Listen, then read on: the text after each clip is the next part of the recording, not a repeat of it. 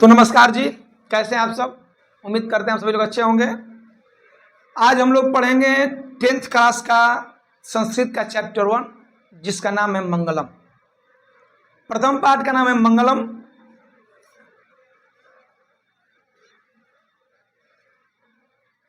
ये संस्कृत जो बुक है ये 10th क्लास का, ये भी बिहार बोर्ड में मैट्रिक एग्जाम में 100 नंबर का आता है।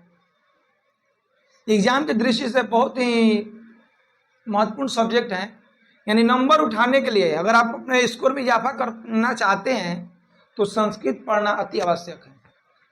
मैथ और साइंस तो लगभग सभी लोग पढ़ते हैं, मैथ साइंस, लेकिन संस्कृत पर बहुत लोग कम ध्यान रहता है जिसकी वजह से उनका मार्क्स कम आ जाता है। मैथ और साइंस में तो नंबर अधिक आ जाता है, लेकिन संस्कृत हिंदी की वजह से उनका नंबर क्या आता है, कम हो जाता है। तो चलिए आज हम स्टार्ट करते हैं संस्कृत पाठ का पहला चैप्टर जिसका नाम मंगलम है। तो मंगलम जो ये पाठ है ये उपनिषद से लिया गया है और इसमें कुल 5 मंत्र संकलित हैं। उपनिषद की संख्या 108 है जो महर्षि वेदव्यास के द्वारा लिखा गया है। और इस मंगलम पाठ में कुल 5 मंत्र संकलित हैं और 4 उपनिषद से लिया गया है, जिसमें ईशावास्य, कठोपनिषद, मुंडकोपनिषद और श्वेताश्वर उपनिषद है। यानी कुल 4 उपनिषद से 5 श्लोक लिए गए हैं और मुंडकोपनिषद से 2 श्लोक लिए गए हैं। आज पहले हम इसका श्लोक का मंत्र का अर्थ जानेंगे, उसके बाद इसका ऑब्जेक्टिव भी कराएंगे।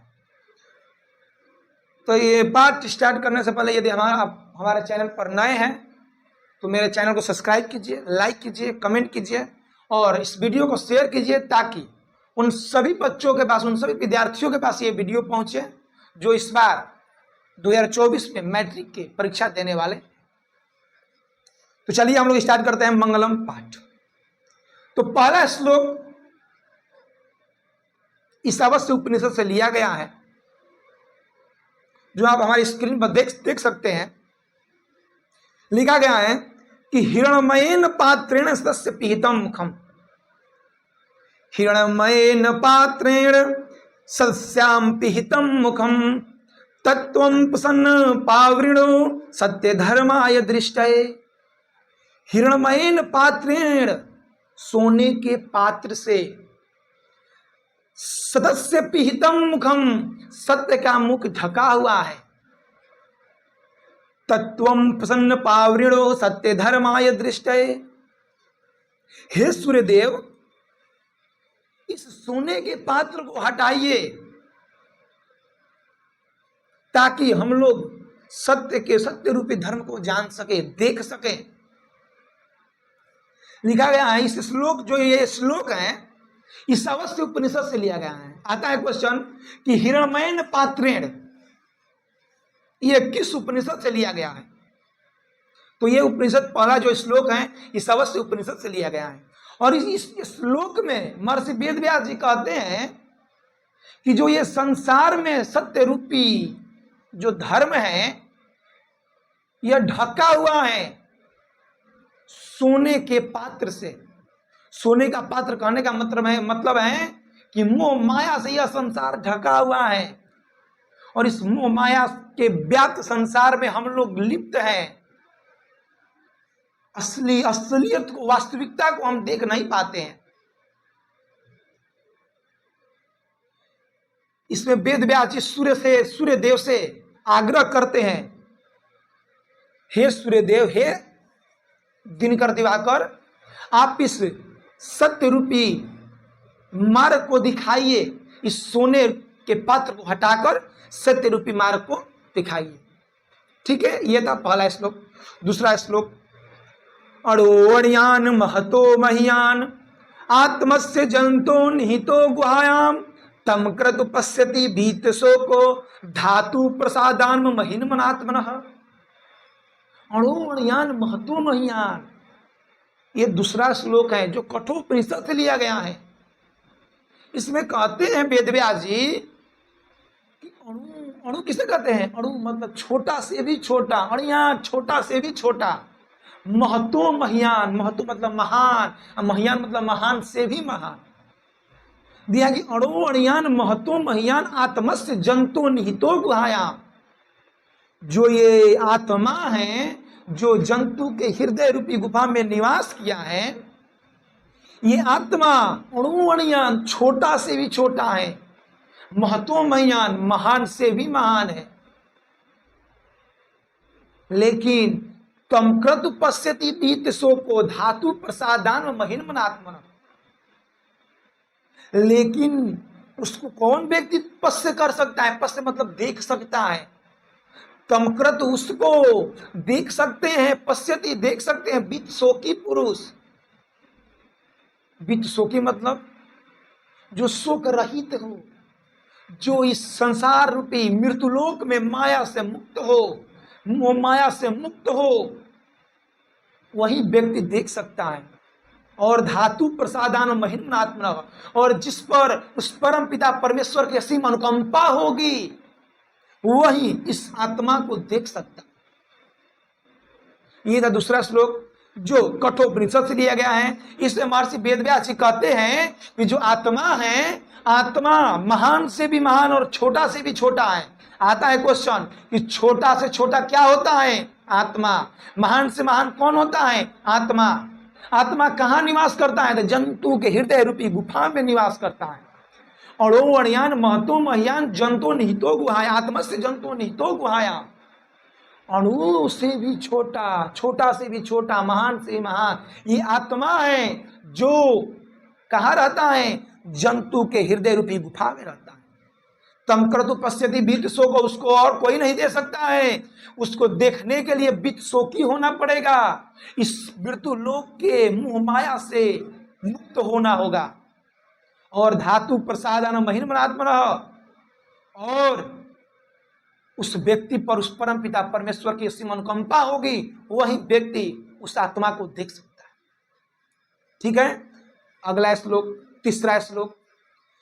सत्यमेव जयते नानृतम सत्येन पंथा बीततो देवयानः येना कर्मन्ते ऋषयो हत्वकामा यत्र तत्र सतस्य परम निधानम्।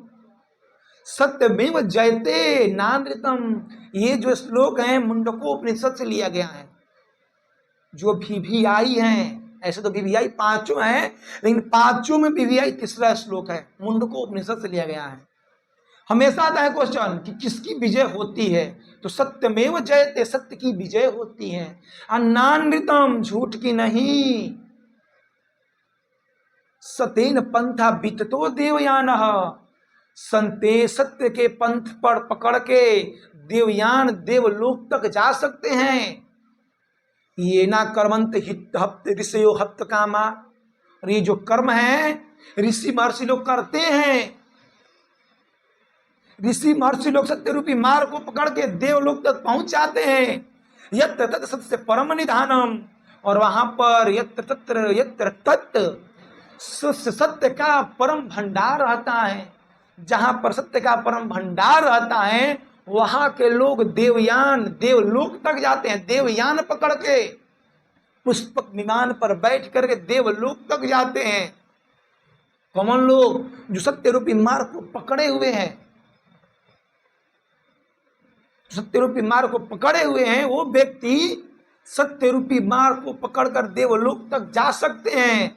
लेकिन असत्य रूपी मार्ग को पकड़कर हम लोग इस मृत्यु लोक पर ही रहेंगे, इस मृत्यु लोक पर ही अपने पूरा भोग विलास करेंगे, और अंत तो गत्वा मर के इस मृत्यु लोक से छुटकारा पाएंगे। लेकिन जो व्यक्ति सत्य का रास्ता पकड़ता है, उसके लिए मरने के बाद वह देवयान पर बैठकर देवलोक तक जाता है। ठीक है, दिया कि सत्यमेव जयते नानृतम, सत्य के सत्य से सत्य की विजय होती है, नानृतम झूठ की नहीं।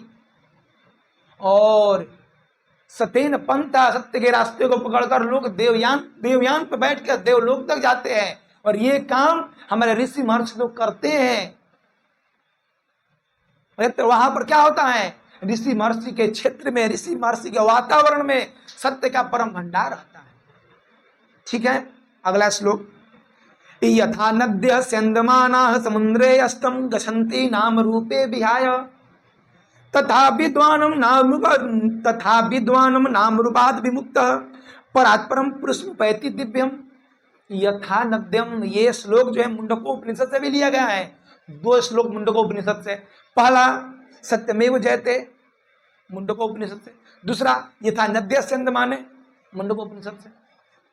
तो बोला है यथा जिस प्रकार नदियां प्रवाहित होकर स्यन्दमाना प्रवाहित होकर समुद्रे अस्तम गच्छन्ति नाम रूपे विहाय, समुद्र में मिल जाती हैं, जाकर मिल जाती हैं और अपना नाम रूप सब कुछ खो देती है, ठीक उसी प्रकार विद्वानम नाम रूपाद विमुक्त, विद्वानों का भी नाम और रूप विमुक्त हो जाता है। परात्परम पुरुष वैति दिव्यम, उस परम पिता परमेश्वर की दिव्या दृष्टि पड़ने पर, दिव्य दृष्टि पड़ने पर वह अपने आप को परम पिता परमेश्वर में विलीन कर देते हैं, मिल जाते हैं, अपने आप को विमुक्त करते हैं।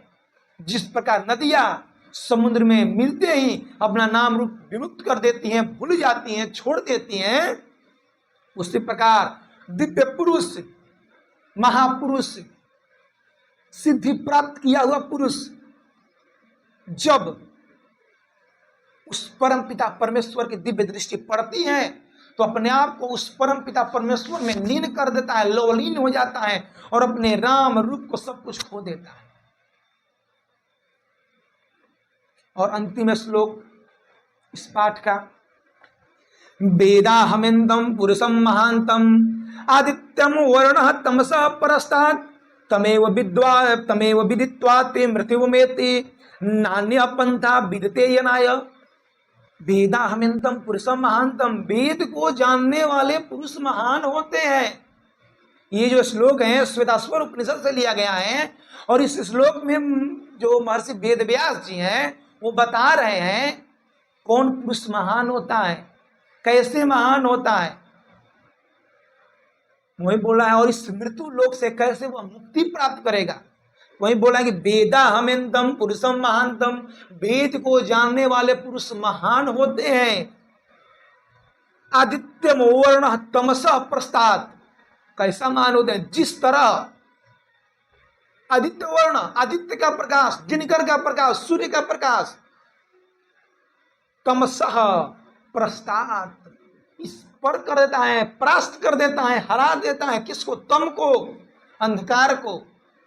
जिस प्रकार सूर्य का प्रकाश अंधकार को हटा करके पूरे संसार में प्रकाश, पूरे संसार को प्रकाशमान करता है, ठीक उसी प्रकार जो व्यक्ति, जो पुरुष, जो मनुष्य वेद को जानता है वो पुरुष महान हो जाता है।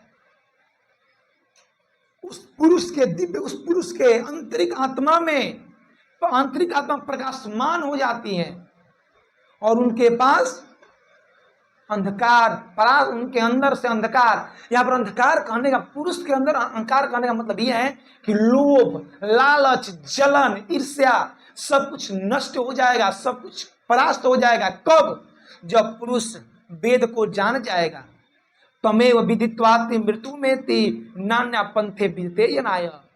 और विद्वान लोग कहते हैं, महर्षि वेदव्यास जी कहते हैं कि इस मृत्यु लोक से जाने का, इस मृत्यु लोक से छुटकारा पाने का और अन्य पंथ, कोई पंथ नहीं, इसके अलावा, वेद के जानने के अलावा और कोई दूसरा रास्ता है ही नहीं। इस मृत्यु लोक भव सागर से बिना पार लगाने का एक ही मात्र रास्ता है। वो रास्ता क्या है? वेद को जानना है। जो श्लोक है ये श्वेताश्वर उपनिषद से लिया गया है। ठीक है, उम्मीद करते हैं आपको ये श्लोक, ये जो 5 मंत्र हैं, 5 मंत्र अच्छा लगा होगा, अच्छी तरह समझ में आया होगा। ये आपको समझ लीजिए कि बहुत वीवीआई चैप्टर है। इससे ऑब्जेक्टिव, बहुत सारा ऑब्जेक्टिव पूछता है और सब्जेक्टिव तो पूछेगा क्वेश्चन कि आत्मा के स्वरूप का वर्णन करें। नदी और विद्वान में क्या समानता है? तो ये था पहला श्लोक और इसके अगली वीडियो में हम इस पाठ का पूरा ऑब्जेक्टिव और सब्जेक्टिव क्वेश्चन लेके आएंगे। उम्मीद करते हैं आपको ये वीडियो अच्छी लगी होगी। नमस्कार।